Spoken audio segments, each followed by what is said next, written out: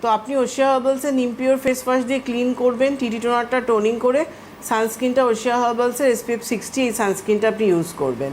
ইভিনিংয়ে Bessel cleanser দিয়ে clean করার পর নিম পিওর সেরাম দেবেন, দেওয়ার মিনিট 5 বাদে নিম পিওর ক্রিমটা দেবেন।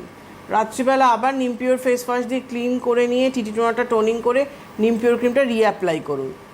এটা করুন। অতিরিক্ত যদি বাড়ে দানাগুলো তাহলে কিন্তু নিম প্যাকটা করতে হবে, সেটা উইকে 1 দিন থেকে 2 দিন, 2 দিন অবশ্যই করুন, যেহেতু আর হাতে গোনা কটা দিন আছে পুজোর আগে। তো আমরা সবাই দুর্গাপুজো এমন একটা আমাদের বেঙ্গলের ফেস্টিভ্যাল, মানে এটা সবাই সব ধর্ম সবাই কিন্তু এটা আনন্দ করে কিন্তু।